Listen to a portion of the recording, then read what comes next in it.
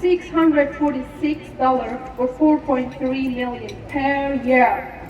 Imagine how this money is being wasted to just keep those refugees in detention centers because they fled from war. And just imagine that the money could have been invested into the Australian community by refugees taking up and creating jobs and generating returns in Australia.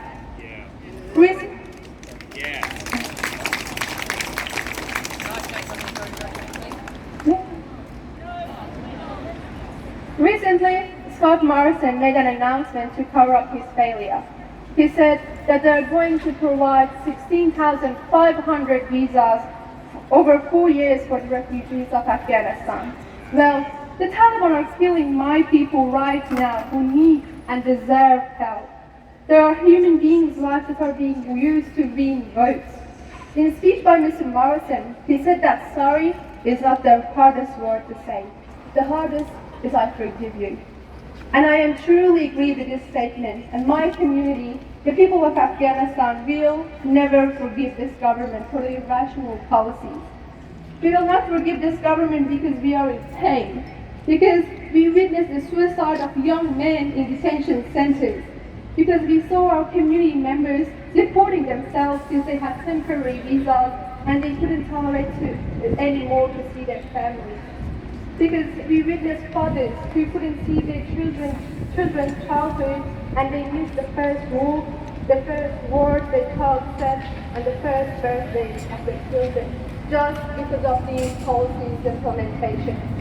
We will not forgive this government because we saw discrimination in this system, where we need to wait more than a decade to be accepted to and to obtain an identity as an Australian citizen. We will not forgive them for their silence during the crisis in my country. We will not forgive them for hearing our concern and using us as a toy to gain power. Currently, the situation in Afghanistan is horrible. Children are being sold and women are being restricted again. People from Hazara ethnicity, women and vulnerable citizens are being targeted by the Taliban.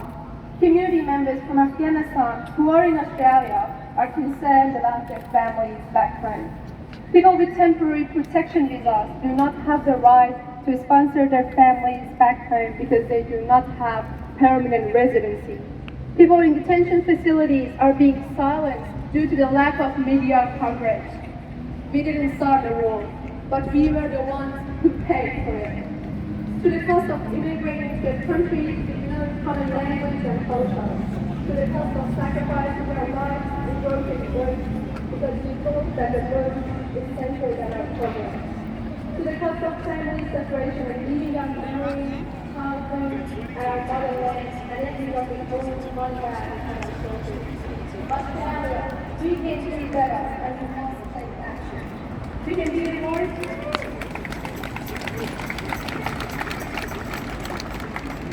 We can be a voice and hold the government responsible to change the policy. Refugees who are in detention centers and those who are on temporary protection visas deserve a life free from any discrimination and violence. Thank you.